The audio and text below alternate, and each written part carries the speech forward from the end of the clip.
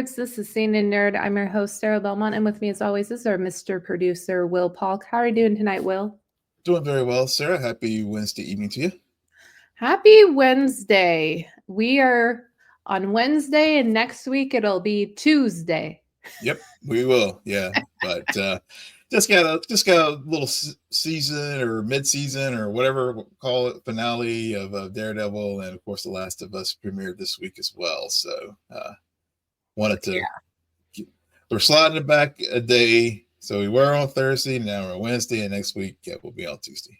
But Yeah, and then we'll be on Tuesday for a bit. We got to get us through The Last of Us as well as Andor. So Tuesday's the new normal. But for longtime listeners, I'm sure you're used to us shifting things as depending on when the main TV shows that we're watching are coming out. And so so we're doing a bit of a tango at the moment.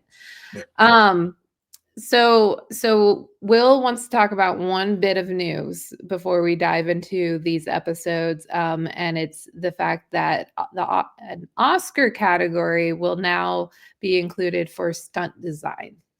Yeah. I just figured, given that the shows that we, even though this is the Oscars, the Academy Awards, is finally adding achievement and stunt design. I just thought it'd be cool just to talk about it, given that, for example, Daredevil had this amazing, a lot of stunts, and even The Last of Us. And I know it's different, TV versus movies, but bottom line, this was something that was actually advocated very strongly by many people in the Academy, and also actors and directors, particular Ryan Gosling and David Leitch, who directed and acted in Fall Guy, respectively, were really pushing for the achievement for Academy Award for Achievement in Stunt Design to be a category, and it will be, I guess, it will be a category that will be a part of the main show, because I know a lot of the Academy Awards sometimes will get presented, before the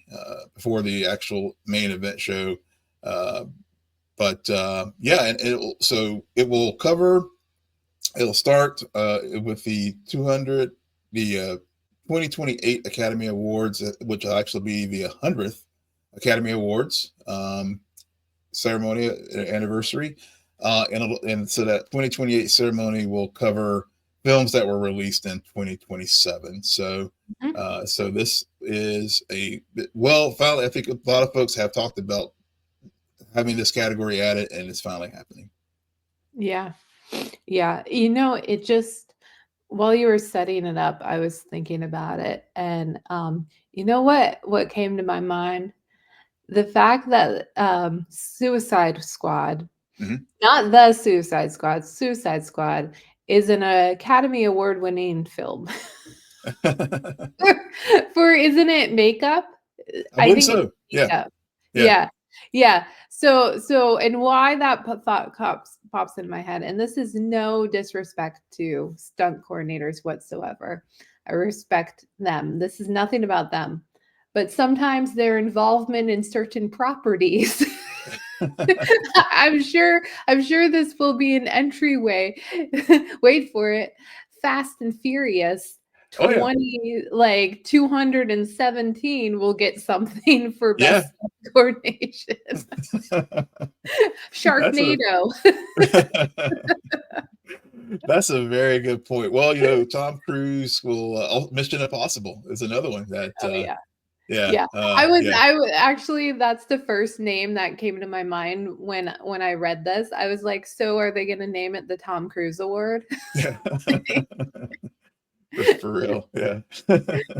Oh man. No, that's good. Award shows are always interesting as they add categories, expand categories. I mean, we are all seeing what's happening with Oscars right now with the overly nominated best movie of the year when the real race is only 3 of the 10, but yet everybody gets a participation trophy. So it's always interesting. They have to do something to make you say, "Oh, I want to watch that." But all right, so that Yeah. brings us to Daredevil Born Again, and as you were saying earlier, um, yeah, it's technically a season finale, but I mean, there's a reason why it got renewed so quickly because there's no way in hell you can just release this one season and not do it. It's definitely a part one of two, potentially more, depending on what they do. But Yeah, um, yeah. Well, I guess we won't go too deep into the tortured history. I mean, I think most people who are listening to us are familiar with the fact that this show was started, and then they scrapped a good chunk of the what they had filmed, and it was supposed to be an 18 episode season, and I think at one point 22, but then they pulled back to 18, and so really, I guess given that this is episode 9, in some respects, just to give a quick thoughts as we get started here. I mean, this did feel, yes, it was billed as a season finale, but you could also say, yeah, it felt a little bit like a mid-season finale because honestly, whenever you and I texted Sunday night or DM Sunday night, I mean, last night, I'm thinking about Last of Us.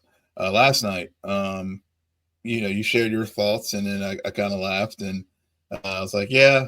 And my original, when I finished the episode at first, I have to say, I thought it was just a bunch of violence porn, and I was kind of like, I wasn't feeling it too much. But as I sat on it a little bit more, my feelings have changed. mhm.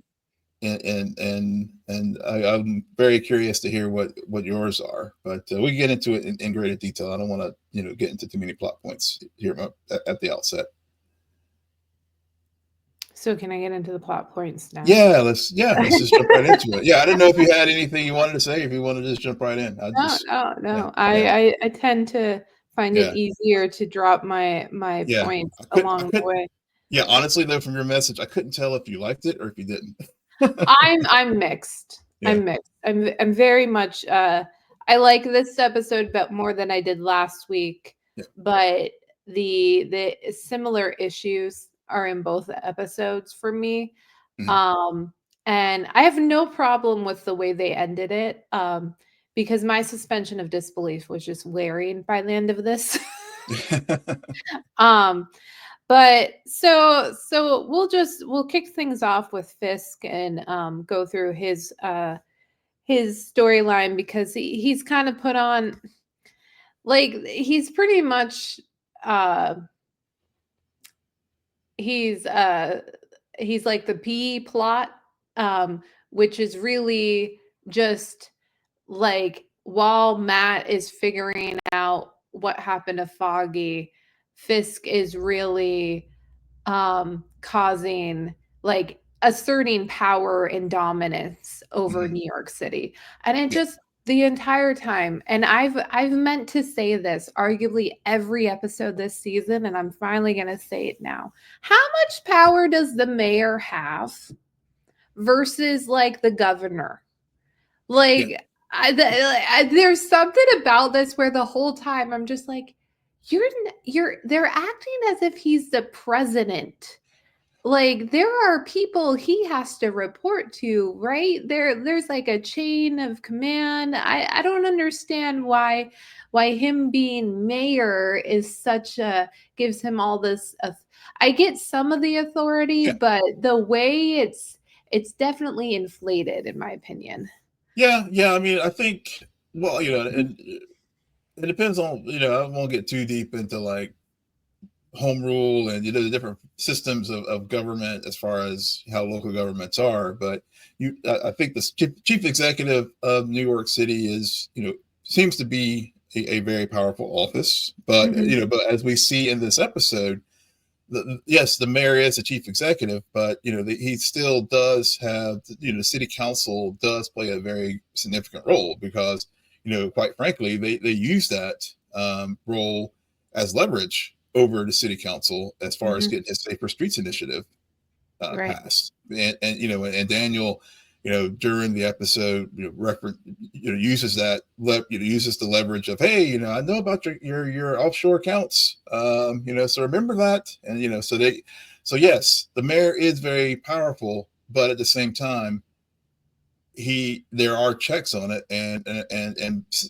Kingpin is using the levers of his old life as the Kingpin to really exert pressure on the council to get his agenda through. Right. His agenda that he's had this whole time, because he's never stopped being Kingpin, as Gallo said right before he died. Yeah, that moment. I will admit, to your point about the violence porn of it all, by that point, I kind of just I get to a point where when I see so much action or violence that I really could not really, I'm not that invested in. I tend to look at my phone. And I'm just like, la la la. So I don't really care. I mean, I knew Gallo was gonna go for this entire episode, if not longer. So I mean, it is interesting though why did Gallo have to die? Well, I know why he did. He would have been in a cage if he didn't say what he said about Kingpin. Like, he can't. I was right. You never stop being in Kingpin. You can't. And that was his death sentence. He would have been locked in a cage like the rest of them, including Frank, if he had not said that.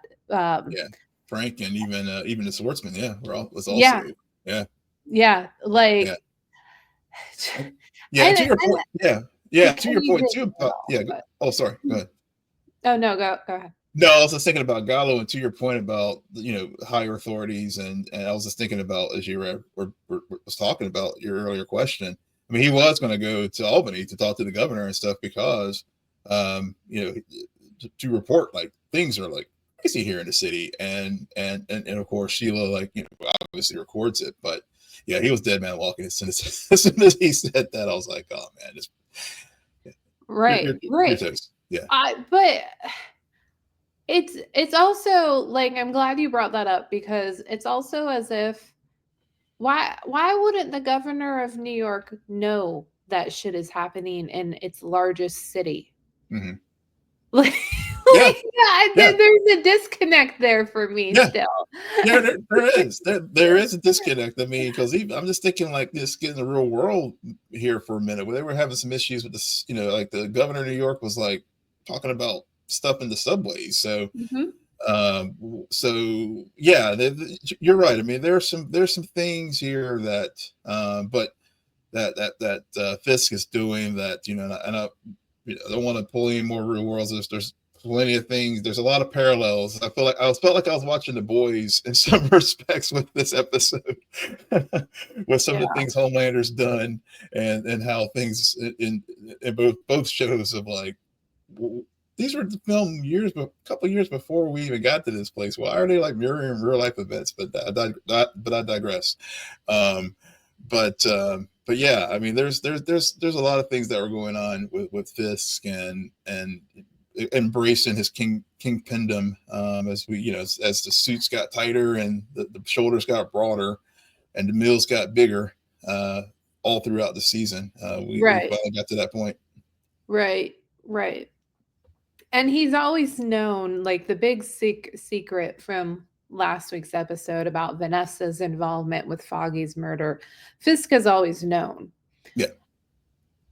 Which, and they do that at the very beginning of the episode, which kind of bothered me from just a storytelling perspective of, like, they made such a big deal at the end of last week's episode, the fact that she had this secret.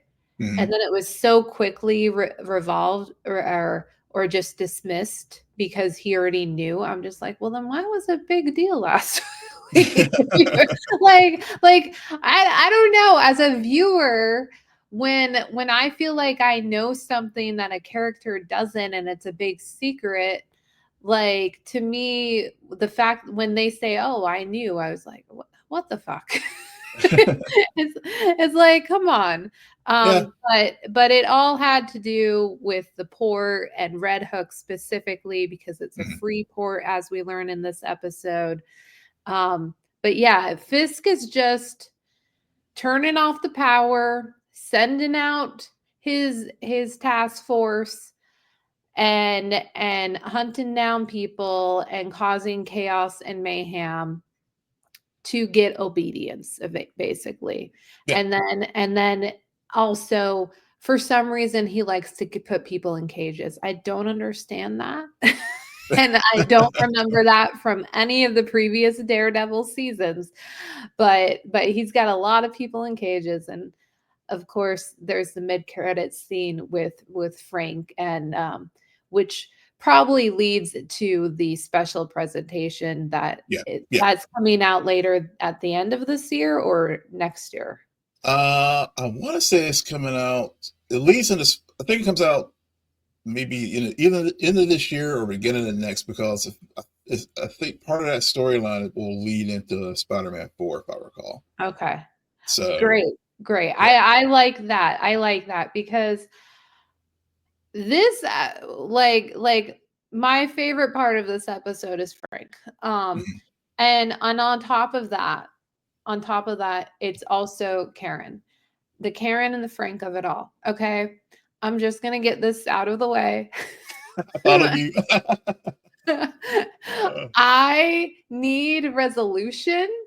And I love the way it was written, where Matt and Karen even have a conversation about the Mhm. love triangle. Yep.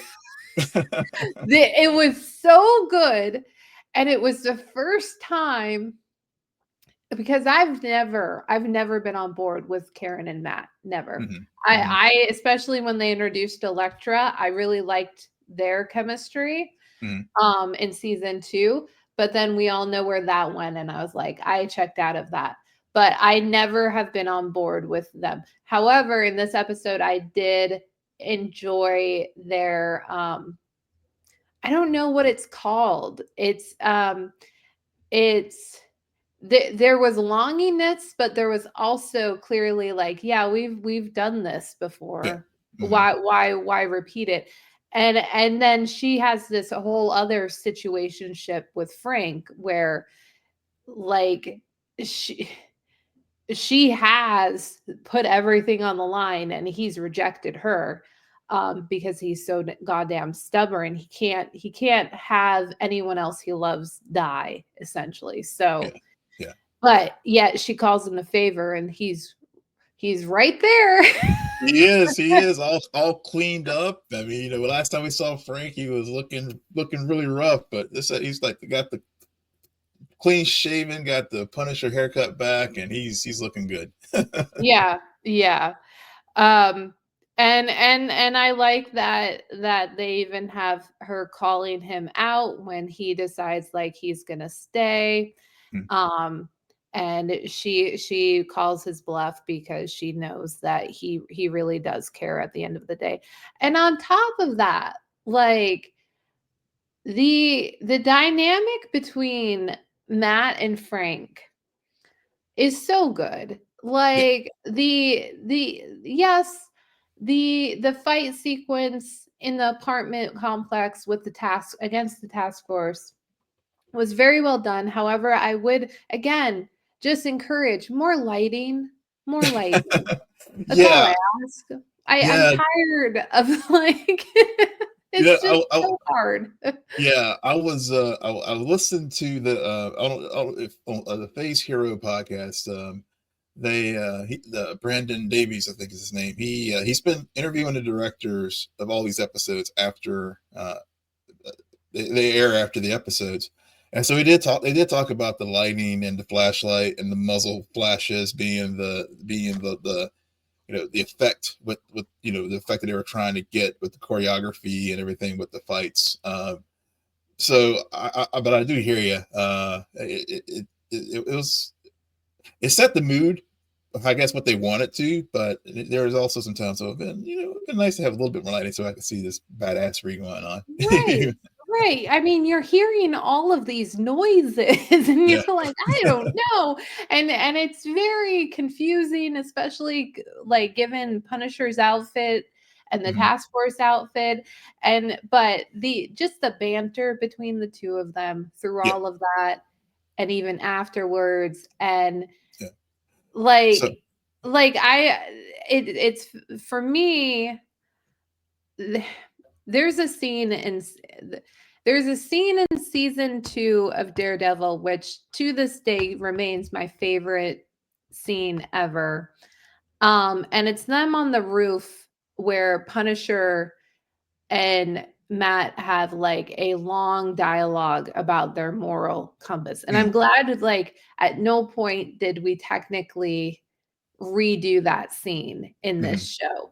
But there are stems of it Yeah. and because I know they already had that conversation, I'm okay with like the cliff notes and them still saying, "Yeah, I haven't changed, neither have you, yet Mhm. we're on the same team at the end of the day." Yeah. Yeah. Yeah, as someone, so I think, so I'm glad you said that because, obviously I didn't watch the second season, so I don't, I'm not, did not see the scene you're discussing. But for me, as a person who is newer to the Daredevil continuation and all, uh, the way they structure that now, in this episode, and also just thinking about, Frank's earlier appearance in this season, that that what you just shared, they carried it through in a way that you're right. It felt organic to the scene and didn't bog things or slow things down. With these two characters, they know who each other are. We don't, but for people who maybe who didn't like me, who didn't see that scene, Mhm. there was enough there to like make it very clear about Who where they these two, who are. they Mhm. are, where these gentlemen stand. And even though when the shell casing was there, and they discovered that the officer that they did keep Mhm. alive was the one who killed Ayala, everything that scene worked, and that's what pulled me back in because I will, when I said earlier this evening about the violence porn of it all. Mhm. I mean, I did feel that a little bit with the fight scenes because I was Yeah. just like, okay, Yep. and that's what, and ultimately those moments like that, what you just shared, and is what pulled me to like, this episode actually had a lot going for it, and as far as really explore these characters and really, even in this mishmash of a season with two different creative visions, we did get that. We did at the end of the day get some character growth, and we understand where Matt is at this point in the series. Yeah. Hmm. I don't At okay. least at least for me. I mean, I can Right, see where, right. yeah. I think that goes back to where what you started off by saying, like, the difference of familiarity with the property, Mhm, because I am I think that was one of the things that frustrated me with this mhm, episode and arguably the season is that I'm like, "Okay, Matt, what? We're still doing this." And even Frank, as much as I love Frank, I watched both seasons of Punisher as I did well. too. Yeah, I did too. And so I'm just like, "Frank, where's the growth here? Where's the progress or where are we going?" Um so I hope that like part 2 and the special presentation we get more. I think I saw overall arguably more growth with Matt, especially because with the death of Foggy, they Mhm, really did like it was about putting back on the mask, but mhm, needing it different. And that's why I love that conversation at the end between him and Karen. And I really liked the line of about the darkness mhm, um and her asking like and I don't remember it from the first season, arguably, but I also just that whole idea that for someone who is blind, and arguably as someone not blind, like, you're in the dark. Yeah. And yet he says it's like 1,000 suns. Mm-hmm. And so I thought that was really, really poetic. And I just, the way they ended it, I can appreciate. Granted, they pulled the montage card, which we all know I hate my montages. We do know that from Mm-hmm. Game of Thrones season 2. Yep. But they didn't go full montage. They did just enough. They skirted, because it wasn't like a, yeah, I don't know. They wavered, and there were some choices, but Yeah. Yeah. anyway, I think by having Karen and Frank back in this episode, the overall, the episode felt more full.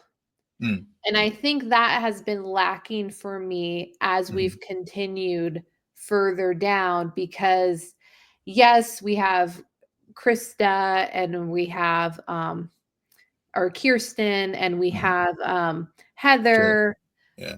but they're new characters, and they're not on the inside here. I mean, Mm-hmm. I don't know what the writers were thinking about with Cherry. Like, I'm sure that got lost in some of the rewrites, because I've Yeah. always liked Cherry, but he was not used correctly this season, in my opinion. He was very in and out.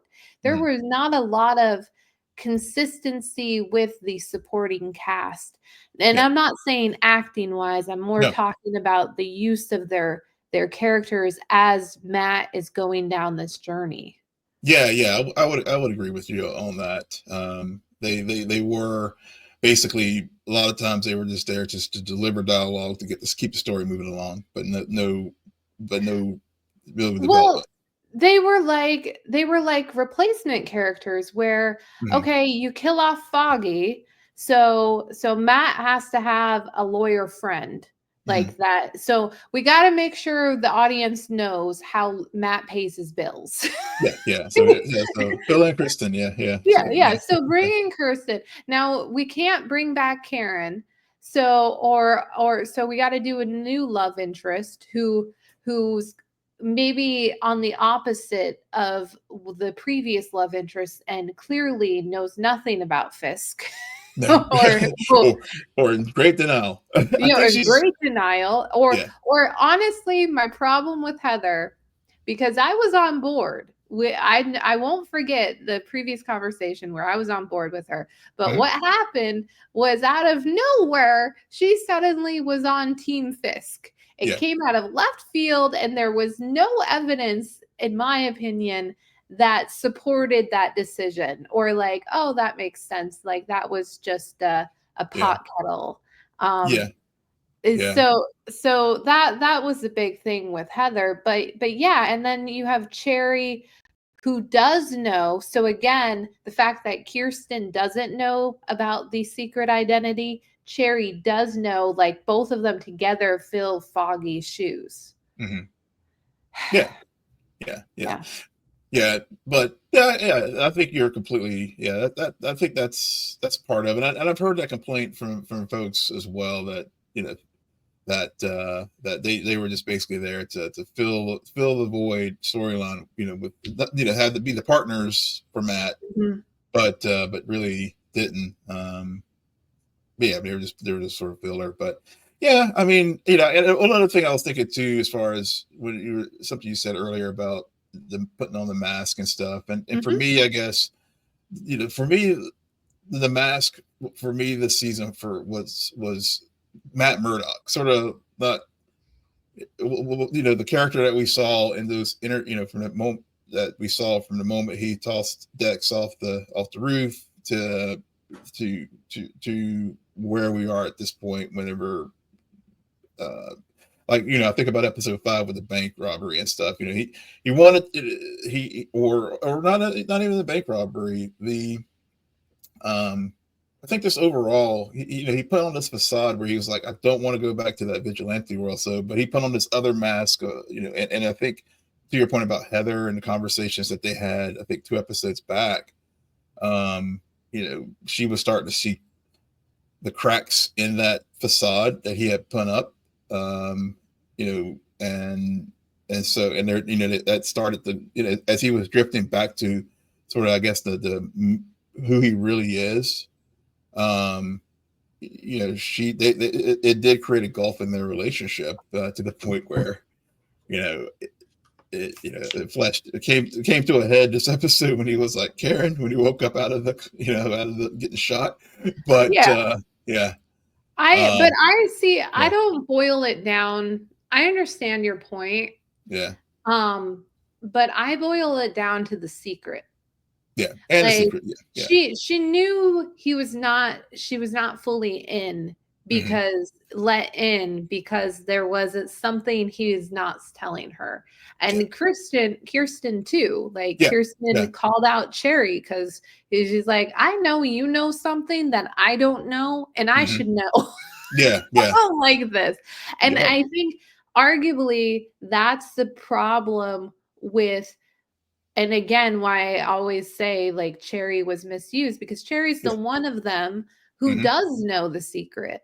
Yeah. And there needs to be an element of a Scooby gang, Yeah. or not even a Scooby gang, because you could have them like with their own motives and own Hmm. storylines that kind of curtail or people that they need to go after. But Yeah. yeah, I felt more like it was the secret Yeah. identity, or this, Yeah. or the secret of like, this is who I am. These are Yeah. the two halves of me. Yeah, yeah, I think that's what I was. Thanks for filling that part back, last piece of it. I think that I clearly left out, which I'm glad you filled in there, because that I think that was really part of the driving the divide in their relationship. And then of course, whenever he was, as we've seen in the last few weeks, him questioning Fisk, once they got the invitation to the ball, Mhm. and he's, because he is, obviously holding that secret, and is causing tension in their relationship, and she's seeing Fisk and Vanessa in this therapeutic relationship, even though there's a lot of things there that Matt just seems like a crazy guy. Yeah. Yeah. Well, he is Yeah. kind of. He is. He's a bit crazy. Yeah. I so okay. The one of my like final points about this episode and this season, and that kind of annoyed me, even though I love him, is they did a number on me where for a moment I was like, oh, are they gonna kill Frank? Because Yeah. I was like, there's no way that he's not like there. And then when they wake up, he wakes up and he's in the chair facing the task force, and they're like, we want to serve you, like we Hmm. love Hmm. you, blah blah blah. Like Frank's like, oh heck no, I'll piss on you. Yeah. Yeah. Um, I love that too. That's the scene for me that, like, I think where as I said, what I said earlier, my feelings about it turned. This was a uh-huh. scene that did it for me. I think I even mentioned it last night. I was like, oh, when Frank told him to go fuck off, because whenever they were idolizing him, and they completely missed the point, missed the plot as far as his pain, and why he Uh-huh. does what he does. I just That to me was like the most, probably to me that was the most impactful moment of the episode. Right, right. It would have been impactful for me too had I not been just sitting there like, so they're not gonna kill him? They are gonna kill him? Yeah. And then when he says it and they start beating up on him more, Hmm. I'm like, okay, okay. Well, that's a weird way to close, like leave a character. And then to find out he's in a cage at the end of the episode, I'm like, what are we doing here? Why? Like like Kingpin, what's you better make it very clear to me why this man is still alive. And also, when he was in the cage, I want to understand the time period here, how Mhm. long has passed, because that man had no bruises on his face. No, no, and considering he got like he had some bruises, but considering he like shot him up, Yeah. shot, yeah, I mean he looked remarkably in pretty good shape considering all what he went through when He he looked like when better than Matt, he okay? did, Like, yeah, yeah, it didn't make sense to me, okay? yeah, It does not make sense. He looked worse in the chair, yeah, and then suddenly in a cage, he's perfectly fine. Did they take yeah. him to the spa before they put him in the cage? I don't know. It's I just guess, there's the little things, and yeah, again, I did like this episode more than I did last week. yeah, yeah. And probably why is because there was hardly any Poindexter. Any Poindexter. Yeah, yeah. He basically he was just there just to fill fill in the blanks as far as I guess it was 1 year prior, and just to to close that He'll be loop. back next season, Yeah, but yeah, I yeah, I just like I know why he's there. yeah, I don't have to like it. yeah, yeah, yeah. We just gotta check the box on this point just to make it clear, and also they did have, I guess, the callback to the agent Needham, Mhm. and the deal, and why why Matt and Vanessa and Kingpin came to their agreement on keeping Vanessa safe, the deal. But other than that, and why he had to go away to prison. But yeah, but beyond that, yeah, I thought about that too with you. I was like, oh, and Point Extra wasn't around. I was like, okay, I think that'll be a plus for Sarah for sure. All right. Well, anything else before we head on over to Jackson? No, we can head over to Jackson. I mean, I guess, like I said, I think overall enjoyed the episode. When Matt, I did like the ending with Matt talking about anytime Radiohead shows up, that's one of my favorite bands, so I'm always on board. But also just how he talked about building an army, and especially not. I'm glad that it wasn't like Spider-Man or the Defenders popping up, but I think he meant like the people in New York was going to be the ones who's going to stand up to Kingpin. So I really like that aspect as he was having his closing soliloquy at the end of the episode. All right. That brings us to The Last of Us Season 2, Episode 1, Future Days. 5 years after the events in Salt Lake City, a now 19-year-old Ellie makes a discovery while on patrol with her best friend Dina. And back in Jackson Hole, Joel seeks help to mend his relationship with Ellie. Um, well, we're back, Will. We are back. um, I'll start with an overall thought of this episode did not leave as big of an impression on me as I had hoped. I had too Mm, big of expectations. Um, the first episode of the first season is just so good that, yeah. that it's so hard. I do from what I recall of how the game started, this is very in alignment Mm, with how the game starts for the second game. So with a few differences, of course, but overall the main beats are there, and it was fine. It did not meet my expectation, hmm and it's so I did leave a little bit like, oh, okay, that happened.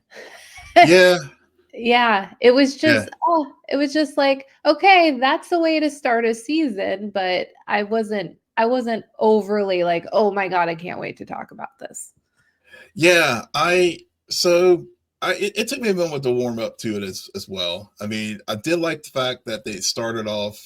I guess to your point about because did the game start with them looking at Jackson with the moment I where feel we like it did, okay but I can't say for sure, yeah but I uh, I Oh, go ahead.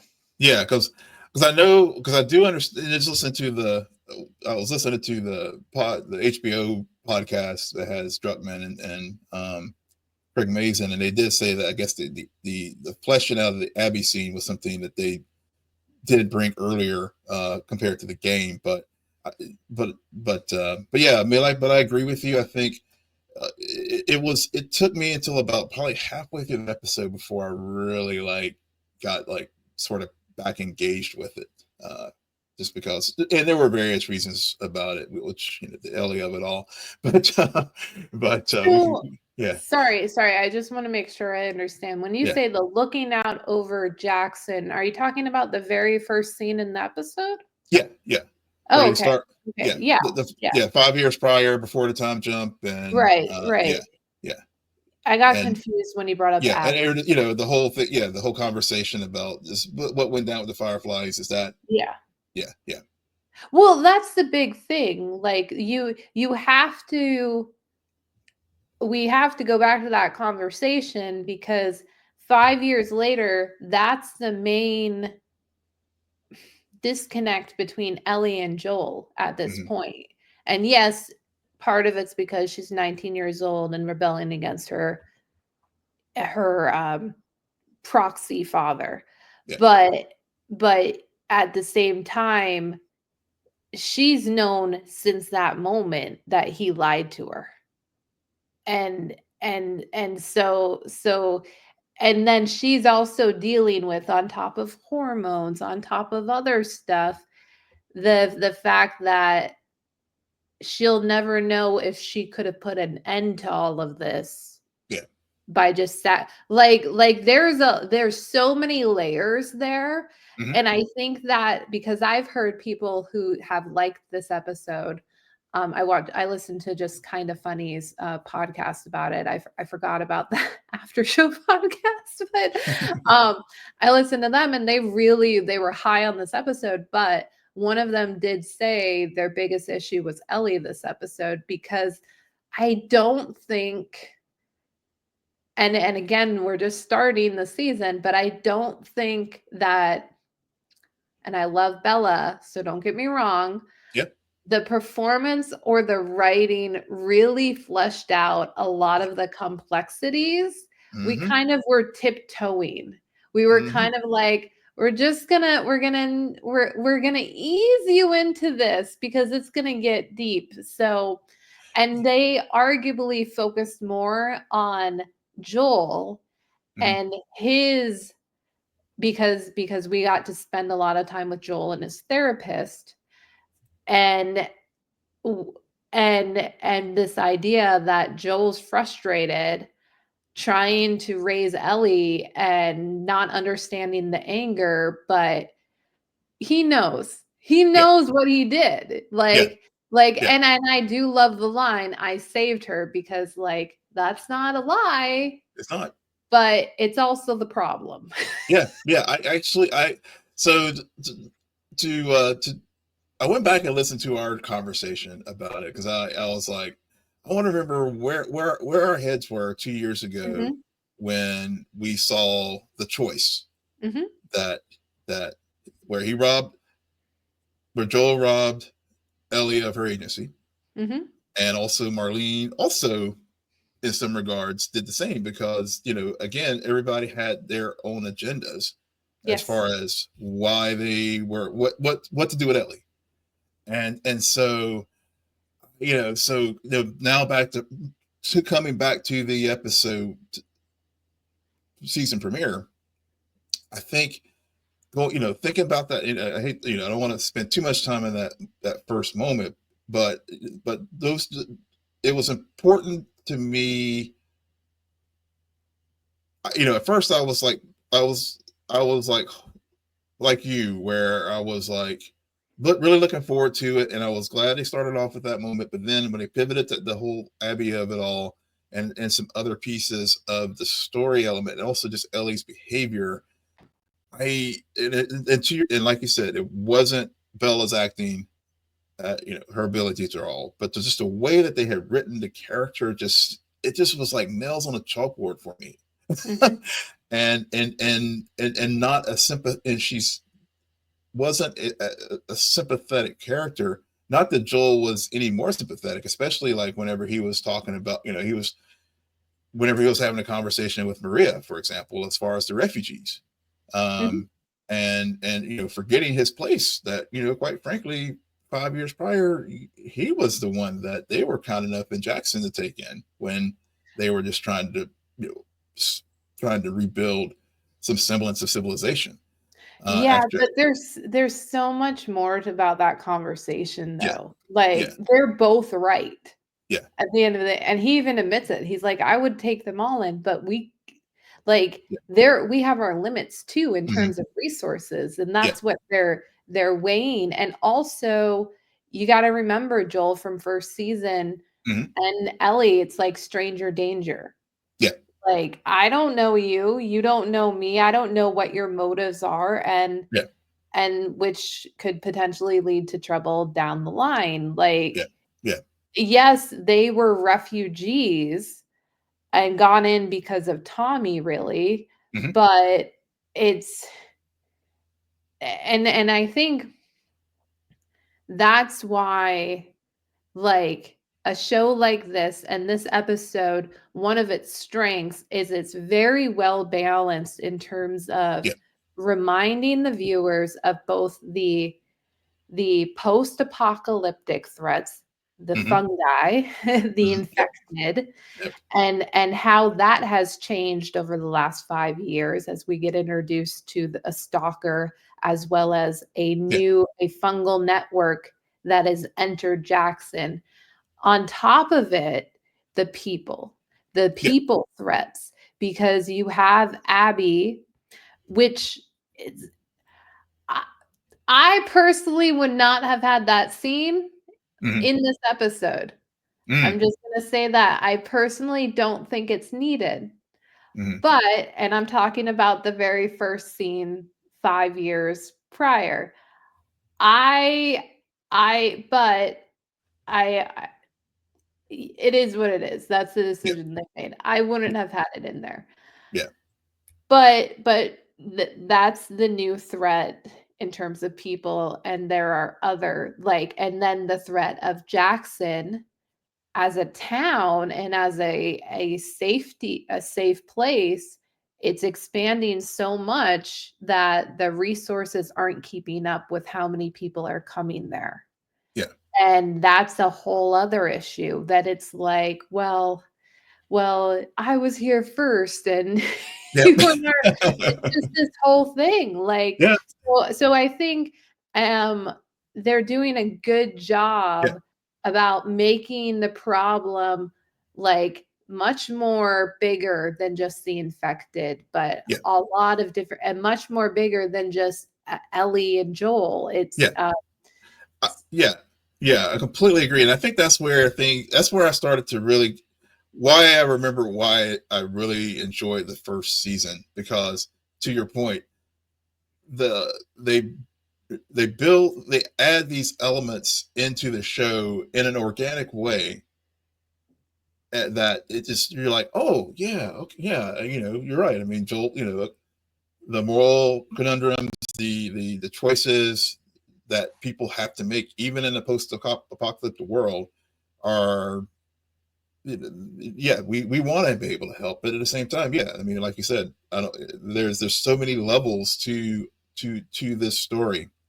Mhm, So I think whenever those things, like like for example, whenever after speaking of the new stalkers and stuff, when Ellie and Dina had were in front of the council mhm, and talking, and they had now we have this, there were familiarity things that they have established in Jackson, like having a governance structure yeah, where it's a civilian population who is ruling, who is leading the people instead of Fedra, or in a democratic way, unlike the Fireflies, or even the group in Seattle that we'll learn about, that Isaac runs. Um, we I like those moments because it's showing that even in this crazy world after the cordyceps has like caused the infections and everything, we have an order and a way of doing things, and it's just it's a subtle, it's a story beat, and this is a visual thing that just that what pulls me back into the story versus some of the so after a while, yeah, Ellie was being reckless and she was being more smartass than usual, but because of those other things, I did finally get back into the episode. Yeah, no, it didn't blow me away, but at the same time, I'm like, okay, I'm back. I'm getting back into this world, into this universe, and I'm curious to see all the things that we discussed, like these new threats that have been established. With the resource need, resource the court, the stuff in the vines and the pipes, and what's going to happen with Abby and Joel and Ellie's. Are they? Or are we going to get a flashback to see if Joel did somehow, even though I think you're right, Ellie knows that he lied to her, but did he like flip up and tell someone, and she overheard it and this confirms her suspicions, or will we get a flashback of that? The questions, and like Joel and Gail with the whole Eugene of it all. And so there's things that they laid out in this first episode, which a good first episode should do, laid out a bunch of like breadcrumbs for us to like we're going to go down this path over the next 6 remaining episodes. So I'm sitting here, I'm listening to you, and I'm taking it all in, and I knew this was going to happen. Yeah. And leading up to getting on tonight, I was even thinking to myself, I was like, don't you remember, Sarah, when he talked about season 1? You know things. Yep. Will knows some things too, but he Yep. doesn't know everything, and you know a lot. And I'm like, how to have these conversations I do. without Okay. spoiling. Okay. No, I know. I'm Yeah. not going to. Yeah. No, I will say, just so you fully know where my head is, and I'm not going to spoil it for our listeners, especially for folks who never played the game or never watched any of the cutscenes or anything like that. I'm not going to spoil anything, but I will tell you now, Sarah, I do know what happens. So don't worry about spoiling that. No, I'm not. I've always known that. Oh, okay. Yeah. Which, but there's other stuff you don't know. Yeah, true. Yeah, like I like that's just honestly that's the tip of the iceberg, and I think most people, even if you haven't, if you're smart enough, you can put 1 and 2 together. Yeah. Like that's not a big deal. That's nothing. But other stuff like um I will just say this so that we can stop trying to be all coded and everything Yeah. for our listeners, but I think how do I phrase this? I think that the therapy session is more important than we realize. Mm. In terms of not just this season, but probably season 3. Mm-hmm. I think that what is said and what is discussed is arguably the thesis of Mm. this entire thing. Mm. And I The mean this entire. entire show. Okay.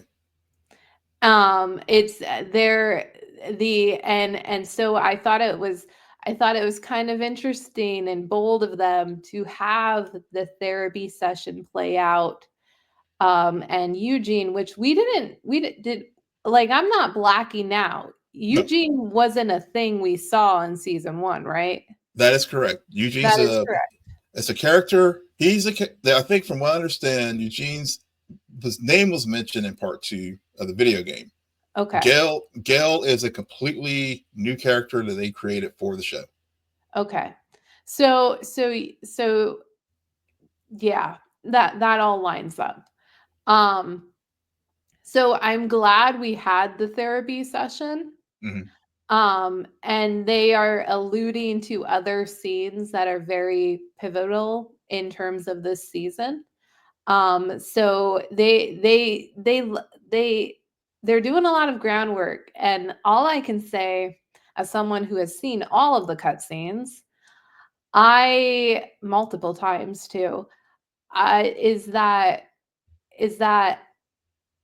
no, this was not my favorite episode, and I was a bit let down because I thought that they would do more, or, like, take original things, Mhm. but at the same time, I can see all of these seeds, and it also, even though I know what's ahead, I'm still very curious about how they're gonna unfold everything, and how, like, when some things will happen, and when